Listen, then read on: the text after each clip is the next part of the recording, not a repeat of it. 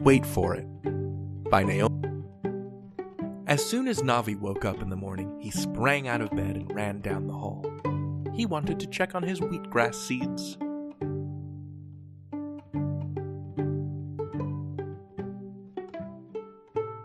Yesterday, Navi planted some seeds that his dad gave him. He was excited to see how much they had grown.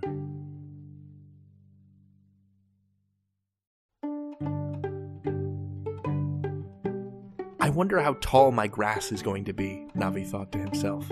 But when he looked into his cup, he only saw dirt. Navi felt disappointed.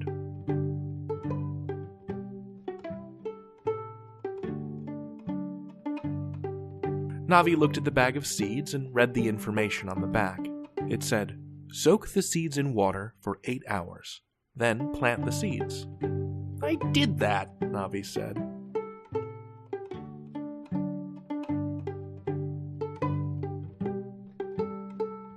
"Small sprouts can be seen in 2 to 3 days, Navi read aloud with a groan. 2 to 3 days, he thought. That's going to take forever. Navi stomped to his room.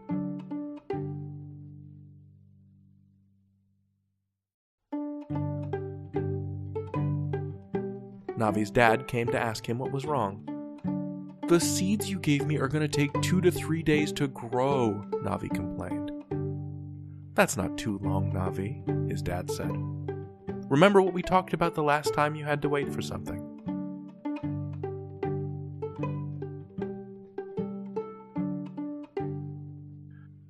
Ever since he was little, Navi had not liked waiting. "Navi, it's important to be patient. Learning how to wait without getting upset is a skill," his dad said. "Try to think of things to do while you wait."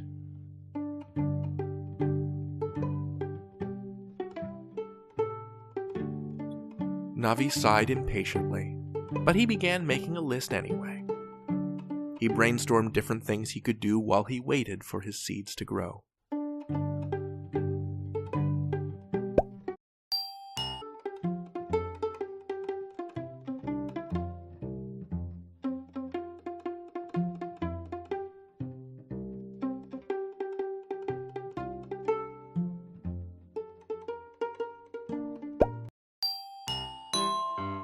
There by Naomi O'Brien.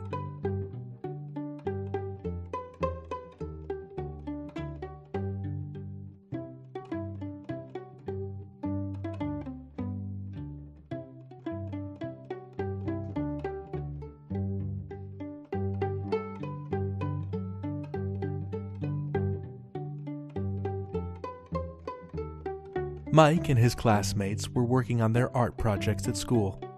Mr. Lay always let them chat quietly during art time.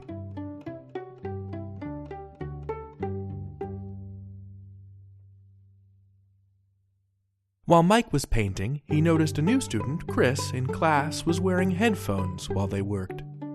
Mike stopped and looked around. No one else was wearing headphones.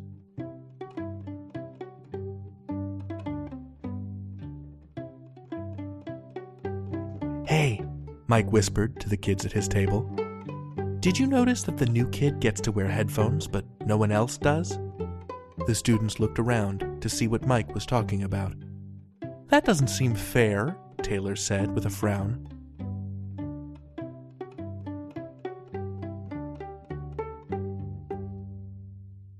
Mike didn't like when things weren't fair.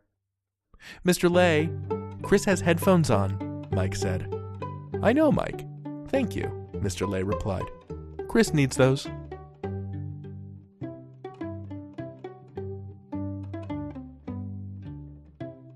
Mike felt upset. If headphones aren't allowed in class, no one should be able to wear them. Thought. He raised his hand again. "Mr. Lay, can I have some headphones while I work?" he asked.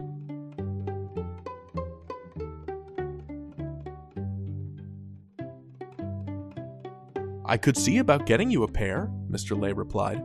"But I notice you're talking with your friends and getting your work done too.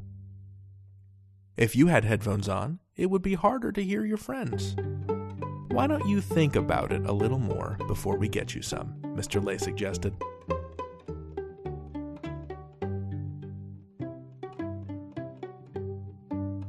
Mike still didn't understand how this was fair. If things were fair, then everyone would have headphones, Mike complained to Mr. Lay. Mr. Lay smiled and asked everyone to gather at the meeting rug.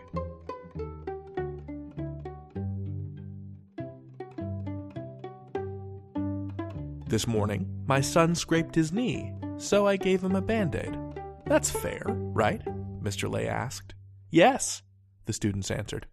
Well, I have a daughter too, Mr. Lay continued. Should I have given her a Band-Aid as well, just to be fair? No, they answered, looking around at each other. They were a little confused.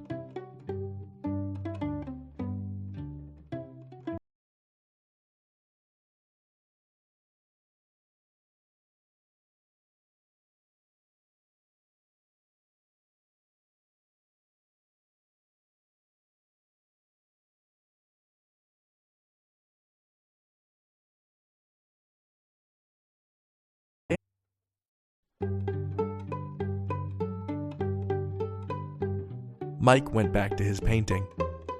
We should talk a little quieter so we don't distract Chris, Mike said to the students at his table. Good idea, Taylor agreed. Chris looked over at Mike. Thank you. That's helpful, Chris smiled.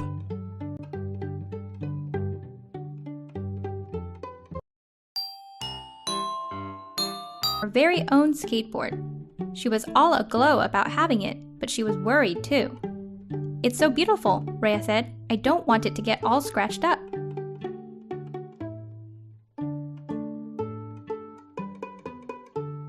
Sandy popped by the next day holding her skateboard. Do you want to go skateboarding with me? Sandy asked. I don't know, Rhea replied. I want to keep this nice and new, but I also want to ride it. Then let's go, Sandy said.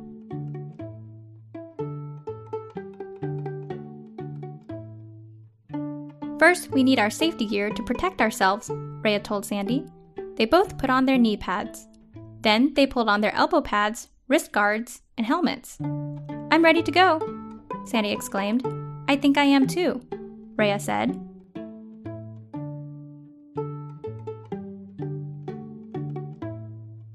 They coasted toward the skate park until... Whoa! Be careful, Rhea, Sandy called, but it was too late. Rhea lost her balance and took a bad fall. Are you okay? Sandy asked. I'm fine, Rhea replied, but oh no, my board got scratched.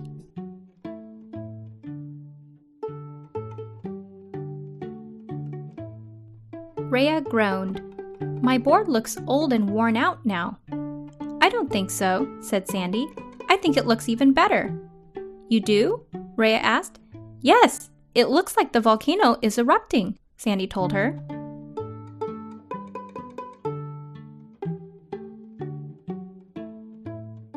When they finally reached the skate park, Rhea and Sandy rode straight into a large bowl. This is fun, called Rhea. They flowed on their boards from the bowl onto a half pipe. Rhea tumbled off her board once more, but she didn't mind.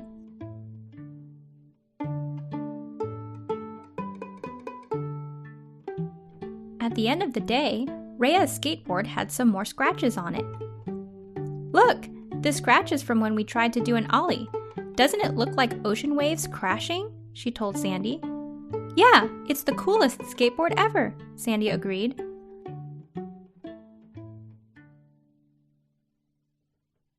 My skateboard does look a little old and worn out, Rhea said, but it's okay. You must really like your skateboard's new look, Sandy replied. I do, Rhea agreed. I also like that it reminds me of our fun day together.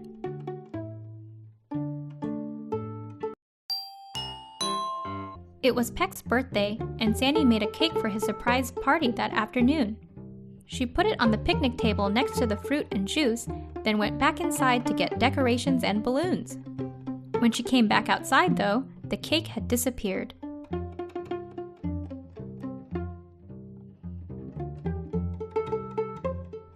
Soon Cody arrived to help with the party. Someone took Peck's cake, Sandy told her. The party is doomed. It's not doomed, Cody replied. We'll find the cake. Let's look around for some clues.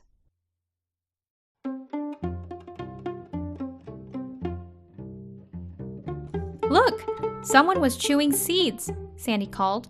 Do you think these could be a clue? There's a whole trail of them, Cody replied. They pursued the trail in a big loop that led them to the pool. Cake crumbs, Cody said. That's a clue too.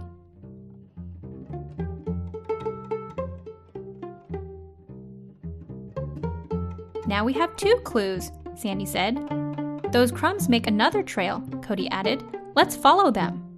Sandy and Cody were in hot pursuit of Peck's cake and whoever took it. With a little more snooping around, they'd find it. They bumped into Rhea and Alo. What are you up to? Alo asked. We're solving the mystery of Peck's missing cake, Sandy explained. Rhea and Alo didn't have any new clues, but they were happy to help.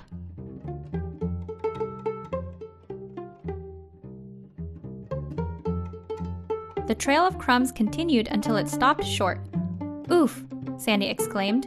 We've run out of clues. Now we'll never find the cake, Cody added. They all waited at the picnic table for Peck to arrive so they could give him the bad news.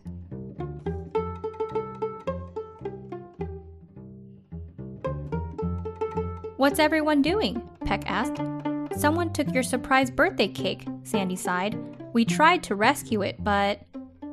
Then she noticed that Peck was covered in something. Could it be frosting? Peck, did you take the cake? Sandy boomed.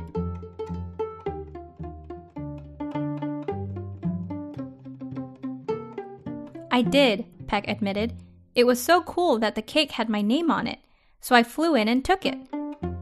But it was for your surprise party, Cody said.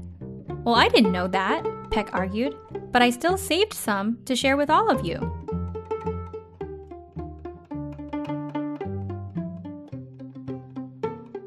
It was kind of you to make me a cake, Peck told Sandy. Thank you. They all sang happy birthday to Peck, and he blew out his candles. What did you wish for? Everyone asked, but Peck wouldn't give them a clue. Space Rocks by Cynthia Platt. Rhea went to the library and took out 5 books about asteroids and meteors. It turns out that bits and pieces of them can fall to the Earth and are called meteorites. Oh boy, Rhea exclaimed. I want to find a piece of rock from outer space.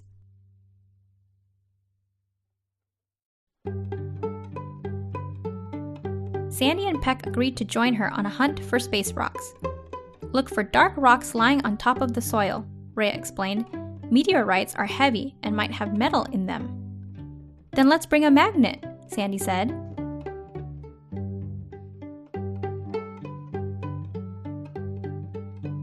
They toiled all afternoon and found many rocks. Some of them were hard, and some were soft. Some of them were shiny like a coin, and some were dull. They found rocks in every color of the rainbow.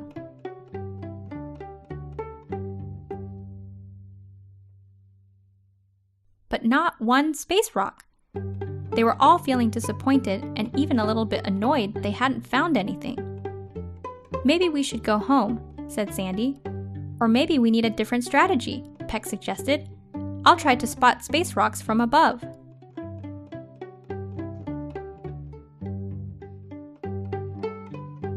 That's a good idea, Rhea said. Peck flew around for a while and then he pointed out a small black rock to them. Wow, exclaimed Sandy. I wonder if it's a meteorite. Let's do some tests to see, replied Rhea. After Peck washed the soil off the rock with some water, it shined in the sun. Then Rhea took out the magnet. Look, Rhea rejoiced. The rock is sticking to the magnet. That means there's metal in it. That's amazing, Peck cheered. A rock heavy like a space rock? Asked Peck. I'll hold it in one paw, said Sandy, and hold another rock that's the same size in my other paw to compare their weights. The black rock was much heavier than the other rock.